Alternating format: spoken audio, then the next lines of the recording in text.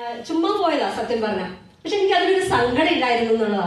കാരണം അത്രയും എന്താണ് ആ ഒരു പൈസ എടുത്ത് എന്റെ വീട്ടിലേക്ക് കിട്ടിയ സമയത്ത് അന്ന് ഞാനൊരു തീരുമാനം എടുത്ത്. എന്താ പറയുക, ഫിസിക്കാർഡ് എന്ന് പറയുന്നത് എനിക്കുള്ളതാണ്. ഇത് ഇനി വിട്ടുപോകണമെങ്കിൽ എന്തുണ്ടാവണം, നമ്മുടെ ജീവൻ പോകണം. അന്നെടുത്തൊരു തീരുമാനമായിരുന്നു. അതിനേക്കാൾ ഭയങ്കര രസങ്ങളുണ്ട് നമ്മുടെ ടീമില്.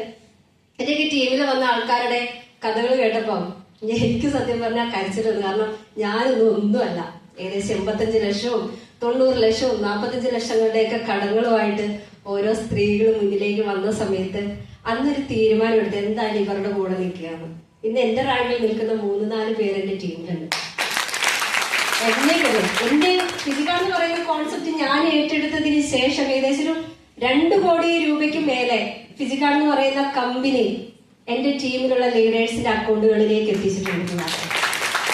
ചില്ലറ കാര്യമല്ല അല്ലേ?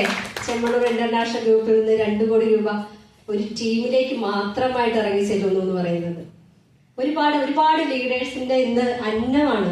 ഒരുപാട് ആളുകളെ എനിക്കറിയാം. ഫിസിക്കാർഡിൽ നിന്ന് പൈസ കിട്ടിയിട്ട് അരി വാങ്ങുന്ന ആളുകളെ എനിക്കറിയാം.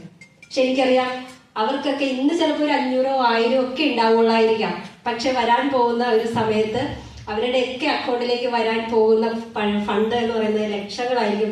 ഞാൻ പണ്ട് സ്വപ്ന ചേച്ചി പറഞ്ഞപ്പോ കളിയാക്കി ചേച്ചില്ലേ 2 ലക്ഷം രൂപ എന്നൊക്കെ. അപ്പൊ ഒരു 2 മാസമൊക്കെ ആയപ്പോഴത്തേക്ക് എന്റെ അക്കൗണ്ടിലേക്കൊക്കെ ആ ഒരു 2 ലക്ഷം വന്നപ്പോ സ്വപ്ന ചേച്ചി എന്നെ വിളിച്ചിട്ട് ചോദിച്ചു, സ്മിത ഇത് 2 ലക്ഷം തന്നെയല്ലേ? ഞാനൊന്ന് പറഞ്ഞത് എന്തെങ്കിലും മാറ്റമുണ്ടോ? അന്ന് എന്നോട് പറഞ്ഞു, നീ എന്റെ കൂടെ നിൽക്ക്, ഞാൻ പറയുന്നത് കേൾക്ക്, ഞാൻ എന്റെ കൂടെ നിന്ന് കഴിഞ്ഞാൽ ഞാൻ നല്ല രീതിയിൽ കൊണ്ടുപോകുന്നു പറഞ്ഞപ്പോ ആദ്യം വിശ്വസിച്ചില്ലെങ്കിലും ഇന്ന് 2 കൈ പിടിച്ച് ഞങ്ങൾ കുറെ പറ്റും ലേഡീസ് എന്ന് വേണം ഞാൻ പറയാനായിട്ട്. കാരണം ഒരുപാട് എനിക്കൊന്നും ഫിസിക്കാർഡിൽ ഏറ്റവും കൂടുതൽ ലേഡീസ്